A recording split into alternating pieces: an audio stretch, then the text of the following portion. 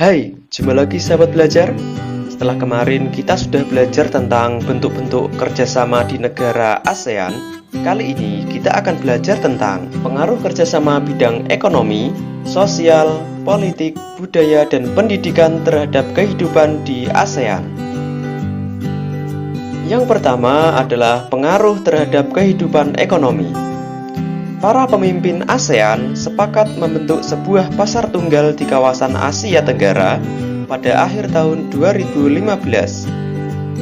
Kesepakatan ini dilakukan agar daya saing ASEAN meningkat serta bisa menyaingi Tiongkok dan India untuk menarik investasi asing. Penanaman modal asing di wilayah ini sangat dibutuhkan untuk memperluas lapangan pekerjaan dan meningkatkan kesejahteraan.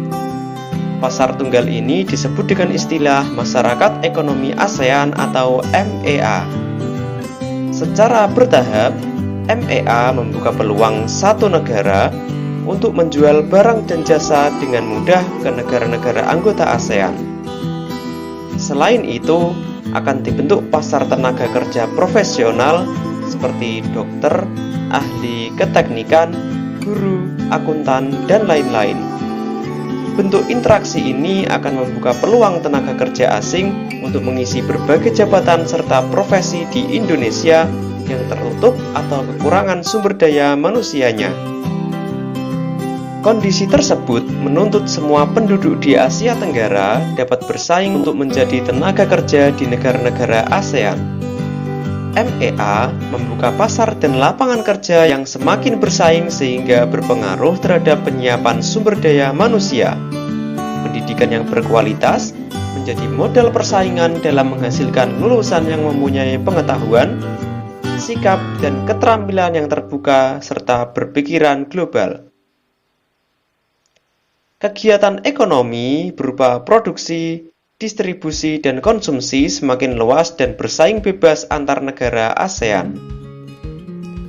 Selanjutnya adalah pengaruh terhadap kehidupan sosial. Kehidupan sosial sangatlah dinamis. Kondisi dan status sosial masyarakat Asia Tenggara yang berbeda dan hidup berdampingan terkadang memunculkan pertentangan karena perbedaan kepentingan. Masalah-masalah kemanusiaan banyak terjadi akibat interaksi sosial yang masih dipengaruhi oleh sekat-sekat kepentingan. Pada tahun 2015, ribuan pengungsi warga Myanmar membanjiri negara-negara tetangga, yaitu seperti Malaysia, Thailand, dan Indonesia dengan menggunakan perahu.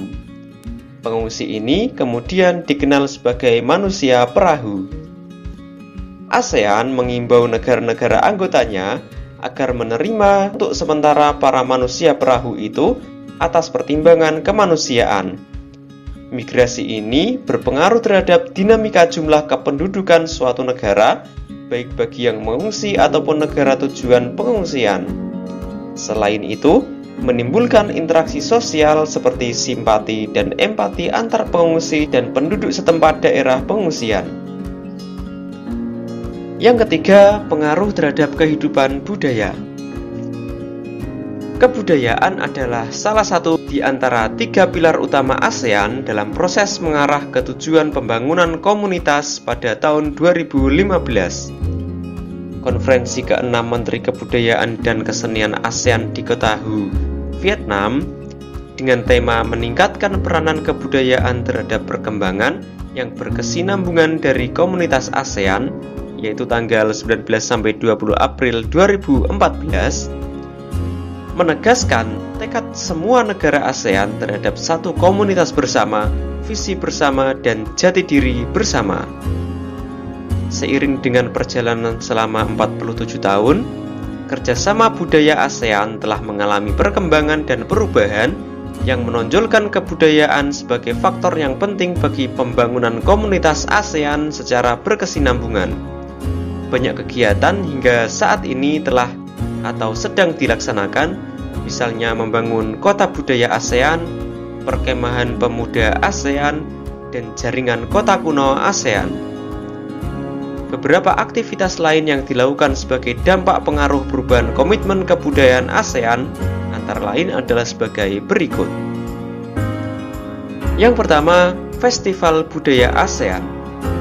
Festival Budaya ASEAN tahun 2013 digelar di Kota Purwakarta, Jawa Barat, tanggal 29 Juni 2013. Kegiatan itu diikuti 9 negara yaitu Malaysia, Brunei Darussalam, Filipina, Thailand, Myanmar, Laos, Vietnam, dan tuan rumah yaitu Indonesia. Festival ini merupakan ajang memperkenalkan kebudayaan kota dan Kabupaten Purwakarta ke masyarakat ASEAN, juga merupakan ajang mempertautkan dan memperkenalkan kebudayaan sesama negara ASEAN. Bagi negara Indonesia, kegiatan ini merupakan salah satu cara memperoleh devisa dari sektor pariwisata. Nomor 2, Perkemahan Budaya Serumpun ASEAN. Perkemahan Budaya Serumpun adalah kegiatan perkemahan budaya negara-negara ASEAN yang diprakarsai oleh 3 negara, yaitu Indonesia, Malaysia, dan Brunei Darussalam. Kegiatan ini bertujuan menanamkan dan meningkatkan pemahaman penghayatan nilai-nilai budaya bangsa serumpun demi menciptakan ketahanan budaya.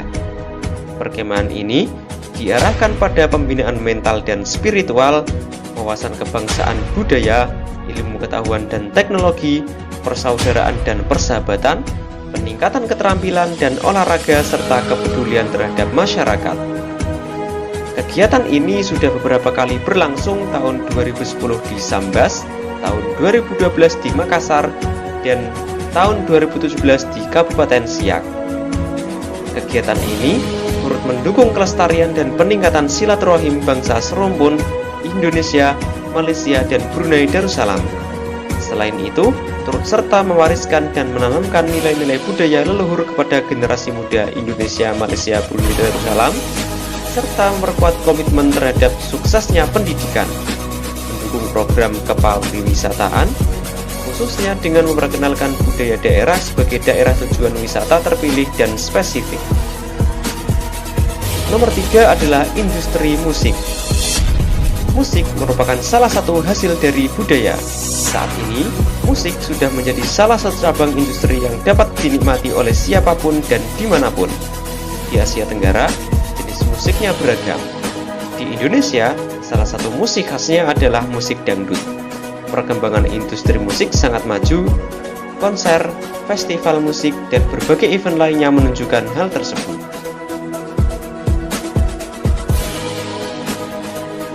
Selanjutnya adalah pengaruh kepada kehidupan politik. Perubahan dan interaksi antar ruang juga dapat berpengaruh terhadap kehidupan politik, baik antar negara maupun antar masyarakat di Asia Tenggara. Beberapa kasus yang menjadi sorotan antara lain: yang pertama, sengketa perbatasan wilayah. Masalah perbatasan wilayah telah menjadi persoalan di beberapa negara ASEAN, seperti kasus Pulau Natuna, kasus Sipadan dan Ligitan, kasus Kepulauan Spratly, dan Kuil Persviher dan Pulau Pedra Branca. Kasus Natuna diawali klaim sepihak oleh Tiongkok pada tahun 2019 melalui gambar 9 titik yang ditarik dari Kepulauan Spratly di tengah Laut Tiongkok Selatan, dan dengan cara itu mengklaim Pulau Natuna sebagai wilayah zona ekonomi eksklusifnya. Pengaruh perubahan kebijakan Tiongkok tersebut diprotes pemerintah Indonesia melalui Komisi Landas Kontinen PBB. Sampai saat ini, PBB belum memprotes tersebut. Tiongkok juga tidak pernah menyinggung isu tersebut, sehingga hubungan Beijing dan Jakarta relatif tenang. Untuk mencegah agar potensi konflik tidak meluas, lebih dari 20.000 personil TNI dikerahkan untuk menjaga perairan Natuna yang diperkirakan mengandung cadangan gas terbesar di Asia.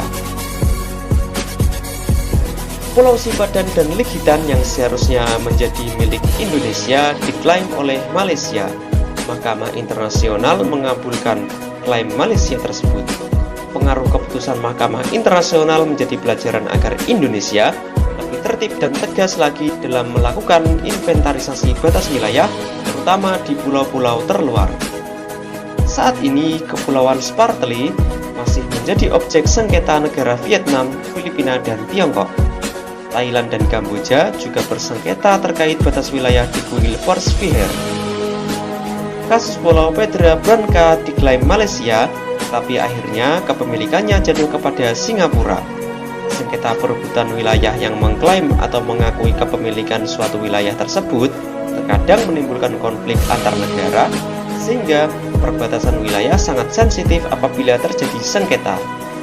Negara-negara yang bersengketa tersebut terus mengupayakan penyelesaian melalui cara diplomasi. Nomor 2, pekerja migran. Pesatnya laju globalisasi meningkatkan jumlah pekerja migran dari berbagai negara. Banyaknya pekerja migran ini memerlukan aturan perlindungan hak dan kewajiban yang selayaknya disepakati oleh negara-negara asal dan negara-negara tujuan. Beberapa kasus pekerja migran yang menjadi perhatian negara-negara ASEAN antara lain adalah kerja paksa tenaga asing dengan biaya murah dan perdagangan pekerja rumah tangga migran.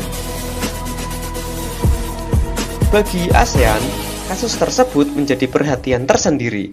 Beberapa negara ASEAN menawarkan untuk menyusun peraturan terkait sistem rekrutmen, penempatan kerja, dan besaran upah yang diberikan.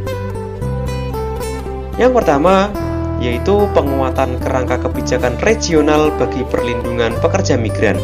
Fokusnya adalah bantuan teknis kepada kelompok kerja ASEAN tenaga pekerja migran yang terdiri dari serikat pekerja, organisasi non-pemerintah, organisasi pekerja migran, dan akademisi untuk melakukan advokasi, lobi, menyusun rancangan dan menyelenggarakan konsultasi regional dan nasional mengenai deklarasi ASEAN dan suatu instrumen ASEAN yang bersifat mengikat bagi perlindungan tenaga kerja migran sebagaimana ditetapkan dalam mandat rencana aksi Vientiane ASEAN.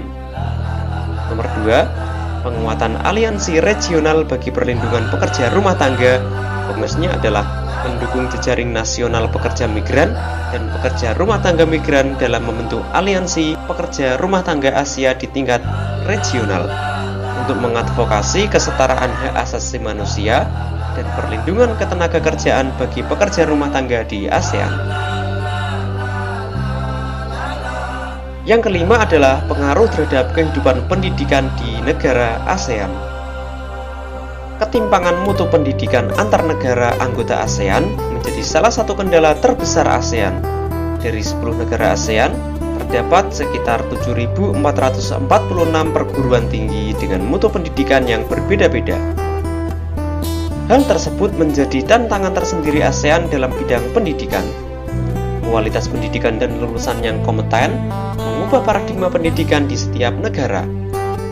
Objek pelajaran, metode pembelajaran, dan guru yang kompeten menjadikan masyarakat negara-negara ASEAN terutama pelajar akan mengakses informasi dan belajar untuk meningkatkan pendidikannya.